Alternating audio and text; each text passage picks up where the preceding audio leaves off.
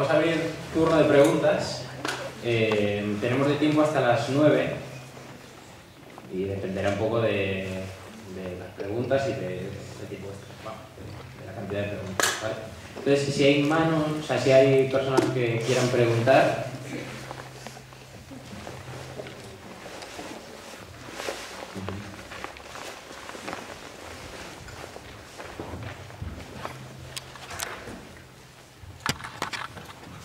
Hola, era una pregunta para la señorita Kleiniana y era sobre el caos y el orden.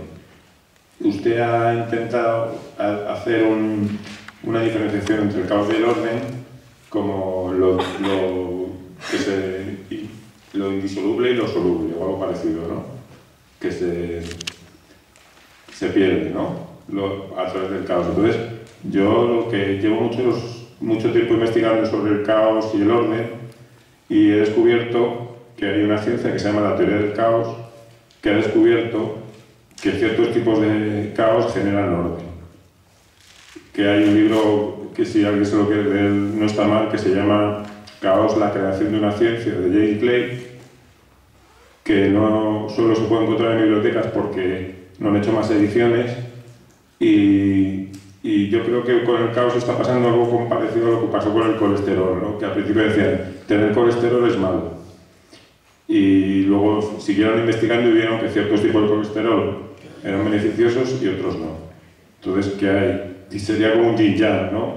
Sería, dentro del caos hay un tipo de caos, que es el caos determinista, que genera orden y autorrealización, y dentro del orden hay un orden totalitario que genera también la degradación del ser humano.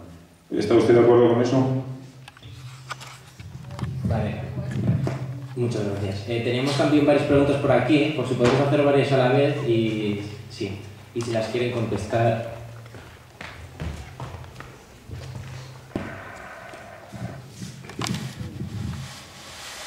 Bueno, mi pregunta también es para María Eugenia.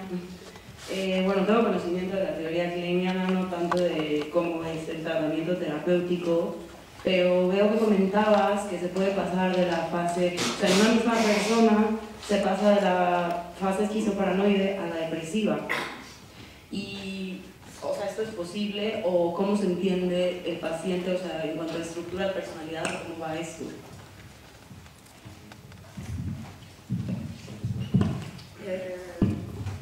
Sí,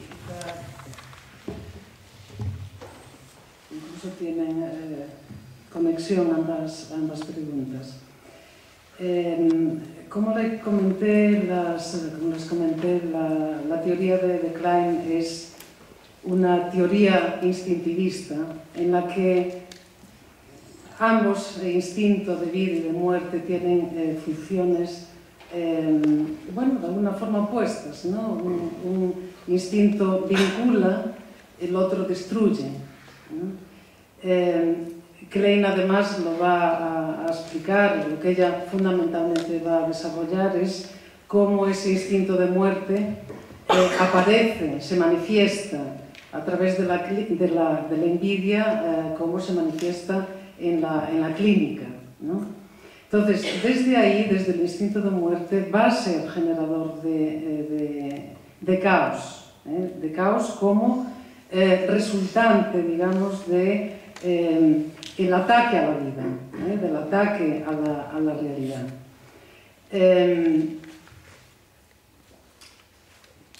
Más adelante Bion, quizá le podrá interesar la teoría de Bion si está interesado en el caos. Él va a hablar del cambio catastrófico, que es justamente esta experiencia de caos y de catástrofe, ¿no?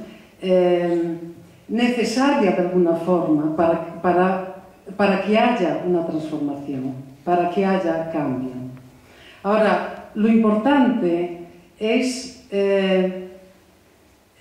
cómo se desarrolla esa experiencia de caos dentro de la mente del bebé y dentro de la mente de la persona que va creciendo.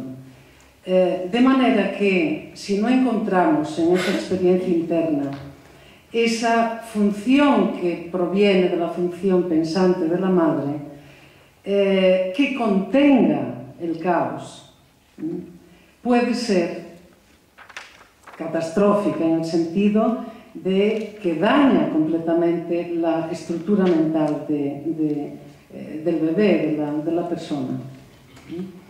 Eso diferencia, ¿no?, el poder. Todos quizá en algún momento hemos tenido y tenemos en algún momento ansiedades psicóticas de este calibre, pero si hay ese sistema de contención, estamos a salvo, por decirlo de alguna manera, ¿no? Se puede experimentar la experiencia, pero sin enloquecer. El problema es cuando, ya digo, no existe esa contención interna y el caos toma las riendas y puede, ya digo, dañar, destruir. Al no poder ser pensado, no puede ser transformado y provoca daño. En este sentido se conecta con lo que usted dice, porque la idea kleiniana de los estados mentales no es que sea primero un estado y después el otro. Es decir, lo es desde el nacimiento, ¿no? El bebé, desde una gradación de algo más desintegrado a una mayor integración, se va desarrollando en esos distintos estados. Pero Klein descubrió antes la posición depresiva.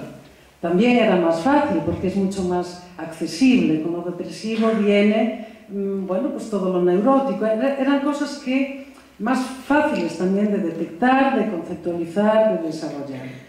Más adelante es cuando, si bien ella habló siempre de todos los derivados, digamos, de este instinto de muerte, y como todo eso ya está en su teoría muy desde el comienzo, va a ser posteriormente cuando lo conceptualiza. La posición depresiva la conceptualiza, para que se hagan una idea, sobre los años 30-35, y la esquizoparanoide en el 46, con notas sobre mecanismos esquizoides. Entonces, la conceptualiza después, pero, digamos, en el desarrollo se iría desarrollando en el inicio lo esquizoparanoide, en esta necesidad del bebé de salir de este mundo caótico. Aquí tiene un ejemplo donde no hay posibilidad de hacer otra cosa con el caos que echarlo fuera, porque no hay capacidad de integración suficiente para contenerlo. Entonces, hace esa organización de la experiencia y poco a poco va habiendo una mayor integración de la mente, que va a poder acoger esas experiencias sin necesitar continuamente expulsarlas. Un bebé, por ejemplo, con hambre, puede, a lo mejor, su vivencia puede ser de un caos catastrófico, pero poco a poco va pudiendo con ese pequeño caos, con esa pequeña, gran turbulencia.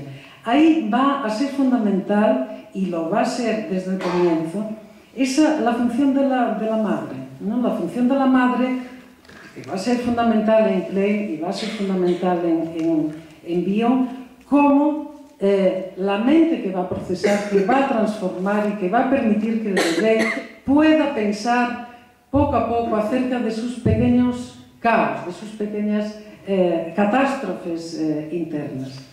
Ahora, eso es lo que el bebé poco a poco va introyectando, y eso va a permitir que se desarrolle la posición depresiva. La posición depresiva supone capacidad de pensar, supone capacidad de hacer duelo, supone capacidad de relacionarse de una forma mucho más amplia y profunda con los objetos. ¿Qué pasa? Que ese no va a ser un estado permanente. Según la teoría de Klein, no es que lleguemos y desarrollamos la posición depresiva y ya nos quedamos ahí para el resto de la vida. No, se van siempre, son estados que van a coexistir. Por ejemplo, yo en este momento, y a lo largo del proceso de preparar esta conferencia, probablemente han estado y están esos dos estados coexistiendo. Por un lado, yo estoy en contacto con todos ustedes, con la tarea que me trajo aquí, he pensado en este trabajo, he tenido en cuenta la realidad de las necesidades de este encuentro para desarrollar un tema, recurro a mi experiencia, a la teoría, a lo que recuerdo, en fin, todo eso es estar en un estado depresivo, de contacto con la realidad. Paralelamente y simultáneamente, la ansiedad que siento tiene que ver, por un lado, en querer ofrecerles lo mejor para que lo entiendan, ¿no? Es decir, los tengo en cuenta a ustedes. Hay cierta ansiedad, pero que me vincula a ustedes, ¿no? A ver si no se marcha todo el mundo porque yo hablo de esto. Es decir, esa es la ansiedad depresiva. Pero a la vez, momentos a lo largo del proceso en que yo he sentido angustia, no es de este calibre, es voy a sobrevivir yo en este encuentro, ¿qué me va a pasar a mí? Eso es ansiedad esquizoparanoide.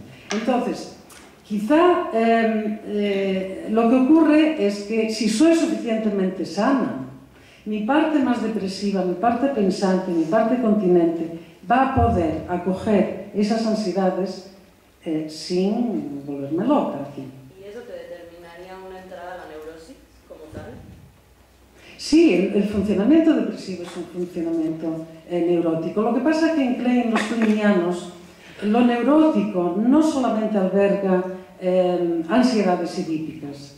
Sí, eso es una parte, pero siempre subyace ansiedades psicóticas que a nivel clínico habría siempre que trabajar.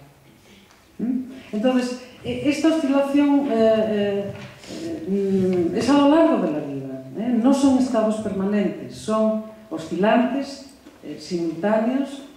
Lo que pasa es que sí, digamos, la diferencia fundamental es que si somos suficientemente sanos, y ser sanos es ser capaces de pensar y de contener las experiencias, se pueden contener. Si no, no estamos a las riendas. Como en algún momento en la vida, aunque seamos sanos, toman las riendas. Importante salir de ahí. No sé si Buenas tardes. Mi pregunta también era para María Eugenia. En el trabajo con psicóticos desde la óptica kleiniana o con pacientes que se encuentran en una posición esquizoparanoide en ese momento, bueno, yo vengo estudiando más desde Freud y Lacan, entonces hay un punto en el que el lenguaje no es compartido, ¿no? ¿Perdón, el lenguaje? No es compartido. Usted habla de símbolos, pero así los simbólicos, si yo doy por entendido lo que un paciente psicótico me está contando, igual no lo estoy entendiendo a él, bien, porque las palabras, igual lo que a él una palabra le provoca, no es lo mismo que... Claro, claro. Y pienso que se puede correr un riesgo importante cuando se hace una intervención compartiendo este lenguaje que usted habla de la madre, ¿no? Como conteniéndolo o así, de que él puede encerrarte en el delirio, dentro del delirio, si no se mantiene bien una posición de alteridad, ¿no? De reconocerle por un lado y mantener que se pueden ver otras cosas. Y pienso que hay un riesgo desde la óptica kleiniana en ese eje, ¿no? Que va y viene, de introyección-proyección. No sé si... Riesgos siempre los hay. Es decir, esta es una profesión de alto riesgo. Estamos en contacto con el sufrimiento humano y supongo que desde cada teoría que trata de darle sentido a ese sufrimiento humano, todas válidas, todas diferentes, pero que todos no queremos, en fin, contribuir de la mejor manera posible a la comprensión de ese sufrimiento.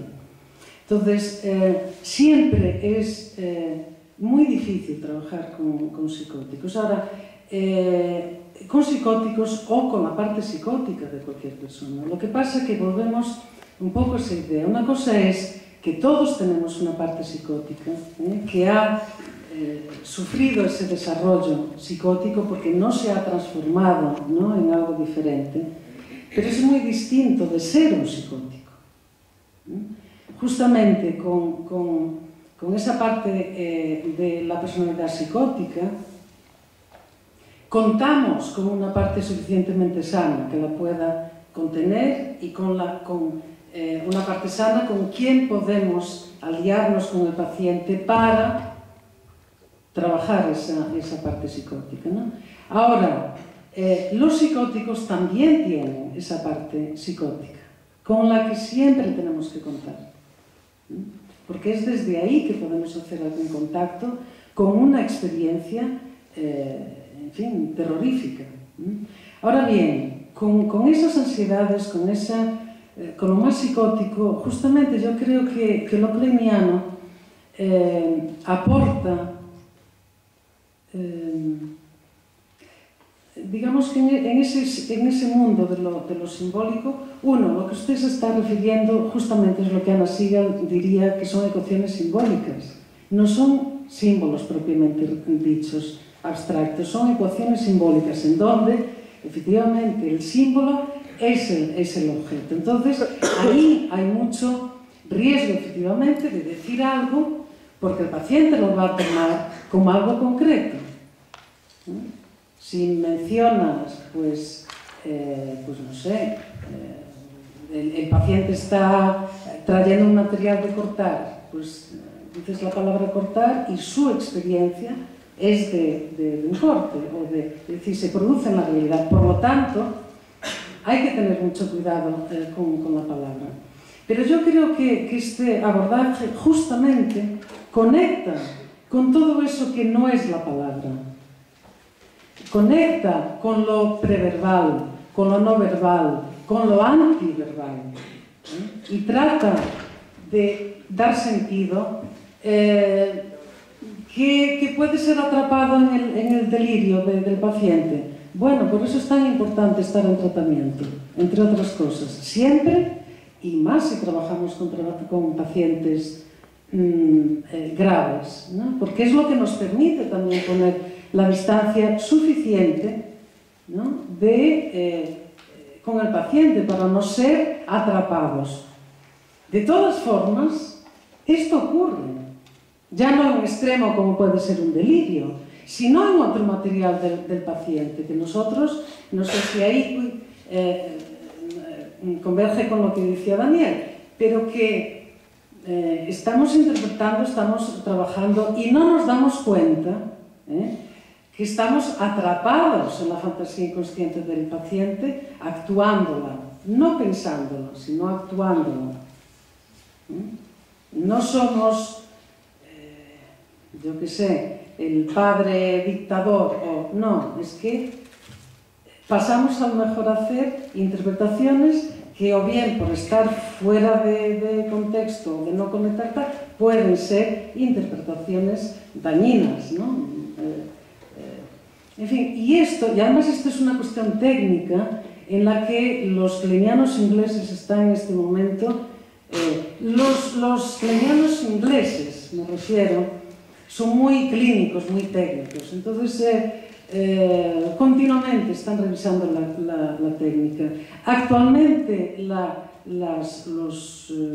que más están estudiando es justamente este tipo de actuaciones, digamos, enactment, que le llaman de la contratransferencia, ¿no? Donde uno no puede contener la contratransferencia, no puede contener eso que nos deposita dentro el paciente y la actuamos. Esto puede pasar, lo importante es salir de esos estados. Sería peligrosísimo si el analista se mete ahí y en ningún momento puede salir. Sería dañino para el paciente y para él mismo. Pero bueno, lo bueno de esto es poder darse cuenta, salir de ese estado y poder pensar.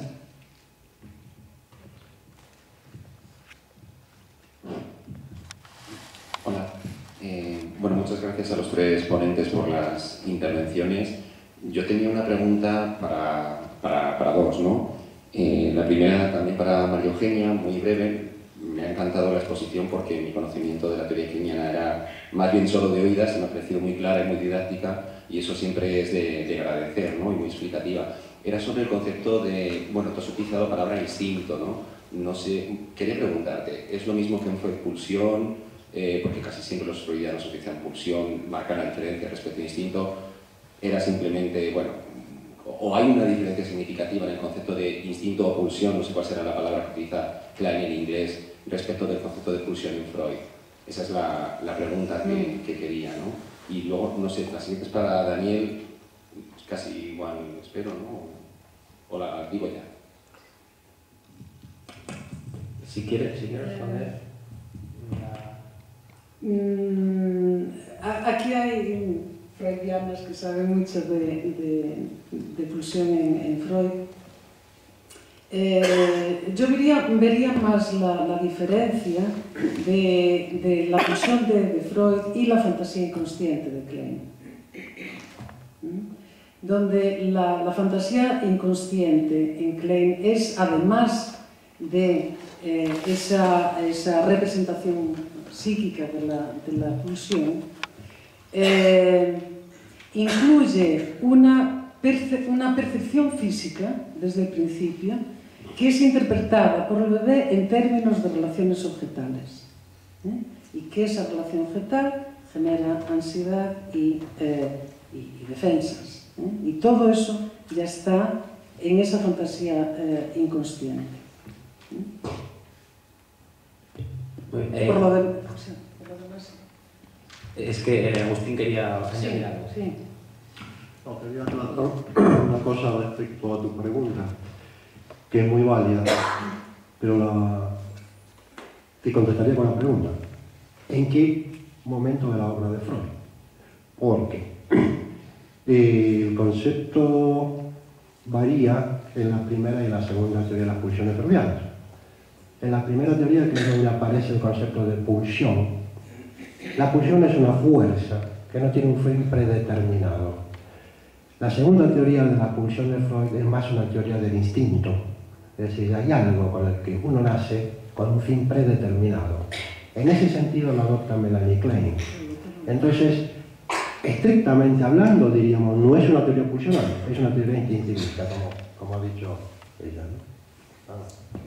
Por la pulsión de muerte, sobre todo, ¿no? ¿Te refieres? Y la de vida. Y la de vida. Y la de vida, para más.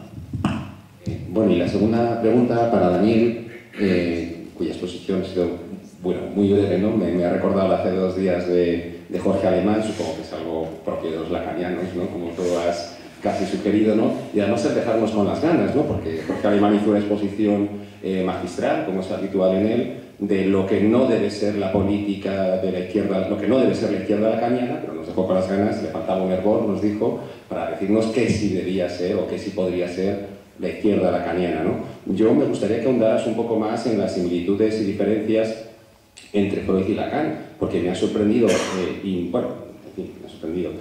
Igual no debería estar sorprendido porque efectivamente es ya casi un tópico en la vuelta a Freud de Lacan, pero yo cada vez que escucho a los lacanianos veo que no es Freud.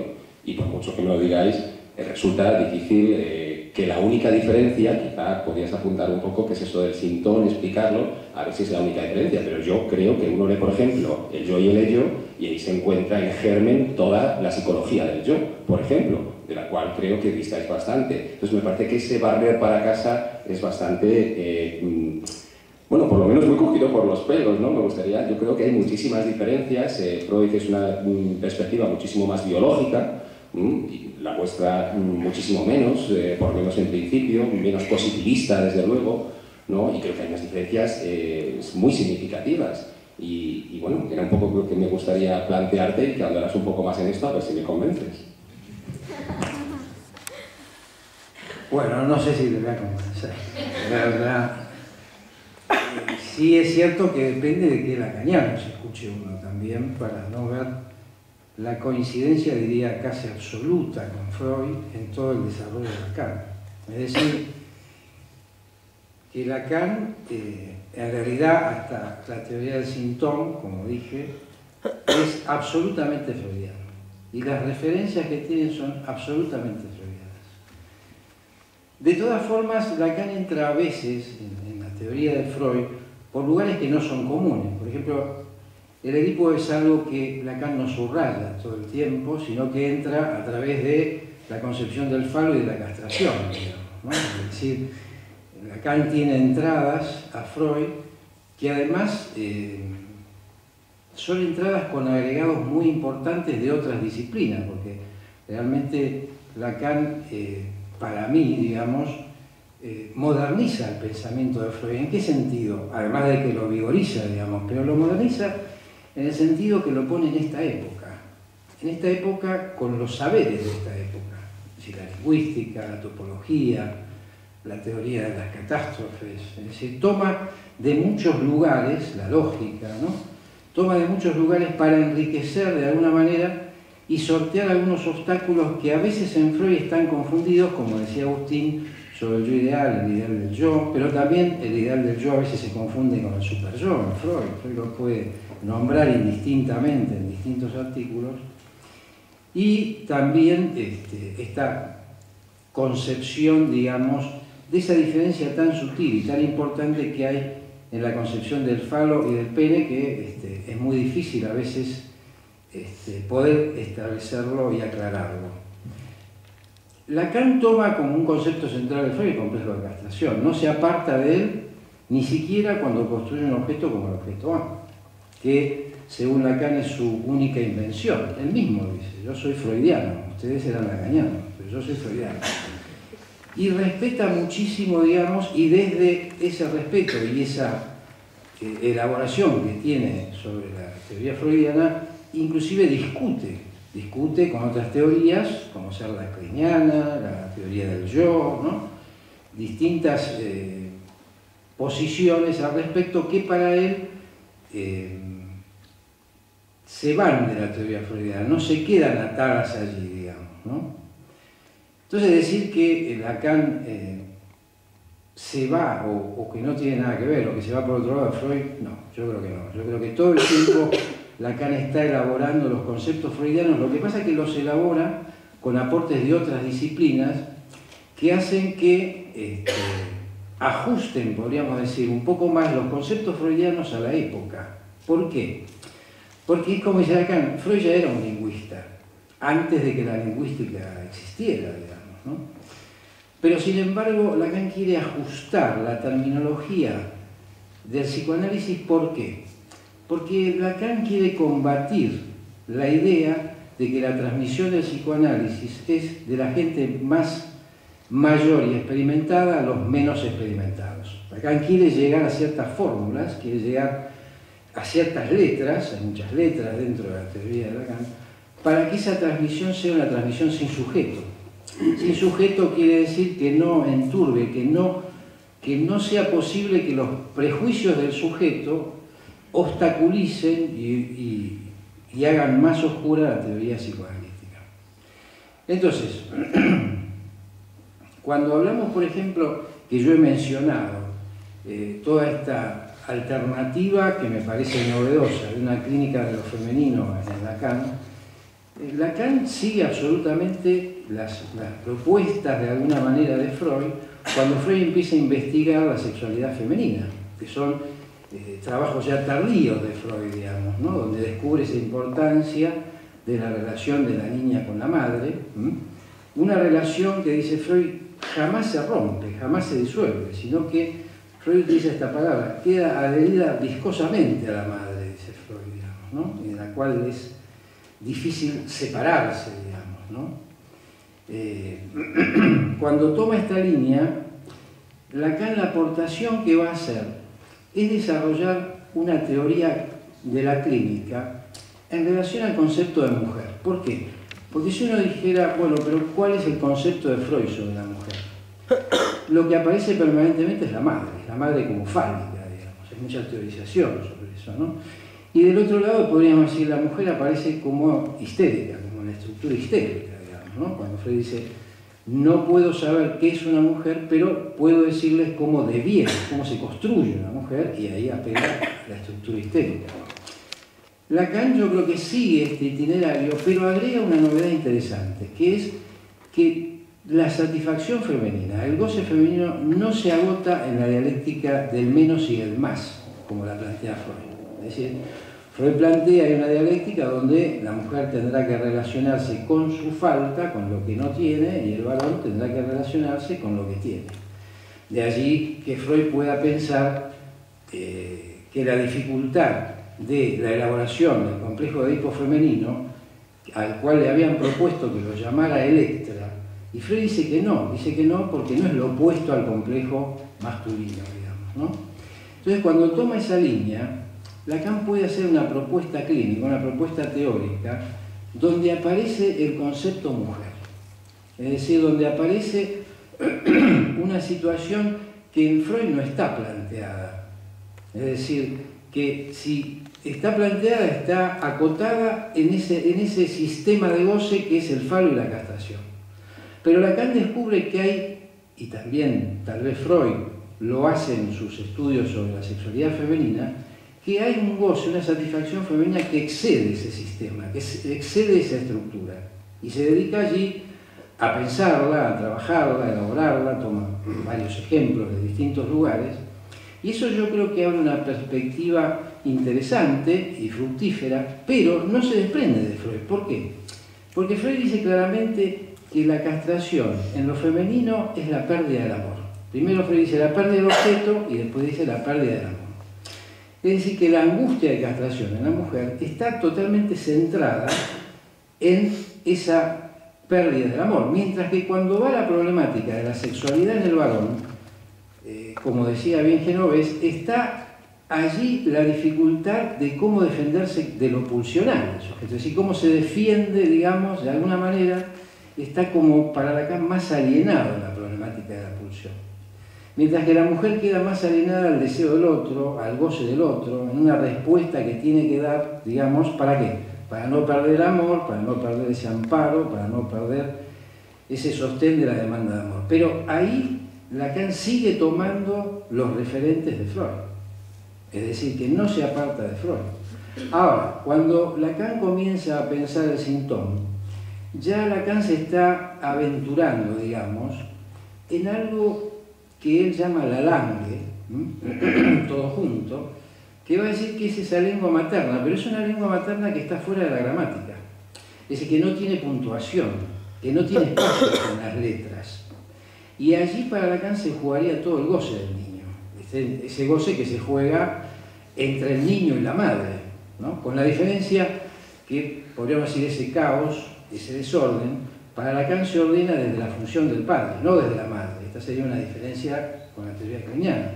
Si allí aparece una función del padre, que puede ser la madre, no necesariamente tiene que ser el padre, digamos, ¿no? Entonces, es allí donde Lacan vuelve a repensar los conceptos freudianos y le agrega ciertas características que para mí pueden dar cuenta de un seguimiento mejor dentro de la clínica. Pero supongamos conceptos muy extraños como puede ser el sujeto supuesto saber. Pero el sujeto supuesto saber, que tiene una raigambre en la filosofía de Hegel, de todas formas sigue un planteamiento de Freud, porque Freud habla de transferencia amorosa. Y Lacan dice, a quien amo le desupongo un saber, supongo que va a saber sobre mí, supongo que va a saber aliviarme los síntomas, ayudarme en las cosas que no puedo, etcétera, etcétera, etcétera. Pero queda dentro de la problemática de Freud también. O, por ejemplo, el objeto A. Pero el objeto A tiene toda una raigambre del objeto perdido de Freud, y además son los pequeños objetos A del oral, lo anal, lo fálico, lo escópico, ¿no? Es decir, también está dentro de la teoría freudiana. Ahora, cuando Lacan, en el avance de su investigación, podríamos decir, pasa de esa cuestión del lenguaje y de la langue a una cuestión de los nudos, que es aquí donde para mí se produce un salto cualitativo y donde, como dice Miller, Lacan abandona la mano de Freud, tiene que recurrir a alguien justamente donde ese autor, que es James Joyce, juega con el lenguaje a tal punto que termina destruyéndolo. Es decir, que llega a un punto donde va a una formación lingüística que no es interpretable, que no es articulable al inconsciente ya. Está, como dice Lacan, desabonada del inconsciente. Porque para que esté abonada, tanto para Lacan como para Freud, tiene que estar abonada al lenguaje. Es decir, si uno lee toda la obra de Freud, y Freud también, desde ese punto de vista, es como un lingüista, como psicoanalista, pero trabaja todo el tiempo con el lenguaje, con las palabras, con los equívocos, etcétera, etcétera, etcétera. Lo que pasa es que, en esa perspectiva, Lacan lo que quiere pensar es, ¿qué pasa si falta el padre? ¿Qué pasa si falta la función del padre? Es decir, ¿qué hay más allá del padre? ¿Por qué? Porque toda la teoría freudiana está construida sobre el padre. El superior tiene que ver con el padre, las identificaciones tienen que ver con el padre, el ideal del yo tiene que ver con el padre. El padre es el que anuda de alguna manera la posibilidad de la castración. Pero Lacan va a plantear que hay un más allá, es decir, que hay la posibilidad de estirar un poco más la posibilidad analítica en relación a ese punto donde lo deja Freud en análisis terminable e interminable. Porque Freud lo deja allí donde dice, llegados a la roca de la castración, la envidia de la mujer, el temor a la castración del varón, se terminó el análisis. Es ahí un límite que pone Freud. Lacan quiere traspasar de alguna manera ese límite y ver si se puede analizar algo más, si se puede hacer algo más, con aquello, como decía antes, que Freud llama restos sintomáticos. ¿Por qué? Porque Freud también descubre que una cura nunca es total. O como decía Agustín, que no tengamos la ilusión de que vamos a alcanzar aquello que estamos buscando, porque eso está perdido para siempre, y no lo vamos a alcanzar en ninguna cultura y en ningún sujeto, digamos. Freud en el Malestar de la Cultura habla de la utopía de pensar que podemos construir una cultura donde fuera alojada la felicidad del sujeto. ¿Por qué? Porque la felicidad tiene que ver con la pulsión, y la pulsión no tiene arreglo con la cultura. Es decir, no hay negociación válida con la pulsión, aunque se negocie y aunque la cultura, a través de la sublimación y de todas las vías que propone, pueda darle una cabida, pero siempre es una cabida incómoda, siempre es una cabida que habla del malestar, digamos, ¿no? Entonces, en ese sentido, Lacan continúa su pensamiento, y ahí es verdad que es abandonado por muchos de sus discípulos. ¿Por qué? Porque plantea ya algo que puede resultar, y a mí me resulta curioso, interesante, siempre en relación a la clínica, porque si no, esto de la teoría no sirve para nada. Es decir, hay algo que si no articulamos estas dos cuestiones, bueno, ¿para qué? ¿No? Entonces sigue en ese desarrollo. Y claro, entra, digamos, en algo que es la construcción de los nudos, la deformidad de los nudos, etcétera, etcétera. Pero es ahí donde Lacan ya no piensa el nudo Borromeo unido, sino que piensa los nudos y los registros sueltos. Es decir, otra de las cuestiones, a mí me parece brillantes y geniales de Lacan, es haber establecido el registro de lo real, lo simbólico y lo imaginario. Porque se puede leer de otra manera la teoría psicoanalítica, ¿no? Por ejemplo, Lacan es también un admirador de Melanie Klein, pero le objeta de que falta ahí el registro de lo real y de lo simbólico. Es decir, hay dos registros que allí no están para Lacan, ¿no? Pero sin embargo, el cuerpo fragmentado, el yo fragmentado y pulverizado, las posiciones que hoy nos ha la colega descrito tan buenamente, también están en Lacan, pero Lacan le da otra perspectiva, ¿no? Por ejemplo, a mí me aclara mucho pensar el tema del yo desde esa fase del espejo que habla Lacan. Pero esa fase del espejo está sostenida de nuevo por introducción al narcisismo de Freud, por psicología de las masas y análisis del yo. Ahora, ¿qué pasa? La transmisión de Lacan no es la transmisión de Freud. Primero, la transmisión de Lacan es una enseñanza, no es una teoría. Lacan se encarga de decir que él tiene una enseñanza, y esto es muy diferente de escribir teoría. Él transmite todo el tiempo su enseñanza. Y en esa transmisión va generando algo nuevo de la letra muerta de la teoría, aunque uno le dé vida, ¿no? Y esa es una gran diferencia. Y por otro lado, es decir, Lacan va a intentar, volviendo a ese tema, conceptualizar cosas que en Lacan, que en Freud han quedado ahí un poco en la expectativa. No sabemos si Freud hubiese vivido más, qué pasaría. Entonces, al final, podríamos decir, lo que Lacan plantea es que si no tocamos algo de la pulsión, si no tocamos algo de ese goce que hablaba Freud, el psicoanálisis podría llegar a ser una estafa para Lacan. Podría llegar a ser nada más que un juego de palabras y una relación transferencial que lo sostiene, digamos, ¿no? Entonces, yo creo que Lacan es total y absolutamente freudiano hasta el momento donde empieza a hablar de algo que se llama el síntoma, que ya no es interpretable, que ya no es curable, y que Lacan pone una consigna allí que es saber hacer con esto. Esto es un contrapunto también con Freud, ¿en qué lugar? En el lugar que finalmente Freud propone la sublimación, es decir, la salida de la cura al final para Freud es sublimatoria. Pero claro, no todo el mundo sublima.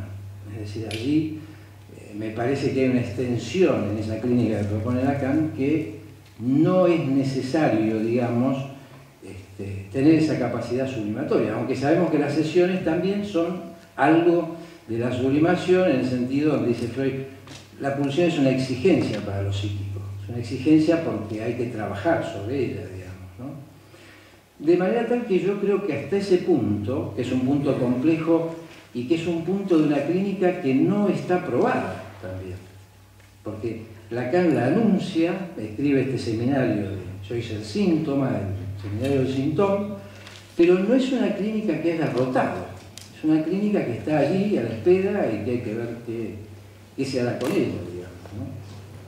Hasta ese momento, para mí, Lacan traduce, pero de una manera más compleja, más obstaculizada. Lacan exige un trabajo, digamos, que en Freud está ese trabajo, pero está más novelado. Uno lee a Freud y es como, ¿no? Por algo ganó el premio Goethe, digamos, es algo más accesible, mientras que Lacan rápidamente presenta obstáculos a la cura. Desafía a ver si uno tiene un deseo decidido o no de leerlo, digamos, ¿no? Porque simplemente que yo tenga que ir a las referencias para comprender lo que Lacan está diciendo, ya es una exigencia, ya hay algo ahí, ¿no? Y no es que Freud no haya leído filosofía y no haya puesto literatura, etcétera, etcétera. Pero de todas maneras yo creo que la lectura de Freud es como más accesible, a pesar de que encierra un secreto de que parece accesible pero es compleja. En Lacan el primer impacto que tiene es, bueno, pero ¿qué está diciendo, digamos, ¿no? No hay un entendimiento rápido sobre eso, ¿no? Y además porque Lacan siempre tiene la idea, y la resalta mucho, de la precup freudiano. Lacan va a decir, siempre entendemos después, ¿no? Por eso yo lo que le aconsejo a mis alumnos que lean aunque no entiendan. Ya se va a entender, ya por la precup, y si no entendemos por la precup, volveremos al texto, digamos, ¿no? Pero lo que hay que destacar para mí son los aportes de Lacan a la clínica. Eso yo creo que es relevante, por ejemplo, como es el tema de la angustia, donde Lacan puede decir, no es sin objeto. Pero claro, la complejidad es que no es un objeto, eso que dice objeto, es un hueco, un vacío, ¿no? Una letra. Entonces, bueno, yo creo que ahí me parece a mí que abre un campo que en esta sociedad actual es fundamental, porque esta sociedad para mí apunta más al goce que al deseo. Es decir, apunta a una satisfacción de la inmediatez, a una satisfacción del exceso, digamos, ¿no? Y que en ese sentido, con la teorización de Lacan, podemos avanzar, digamos, y probar de alguna forma en el tratamiento analítico estas propuestas de Lacan, que ya te digo, hasta el lugar, el momento del síntoma, son totalmente freudianas. Muy bien. Agustín Genovés.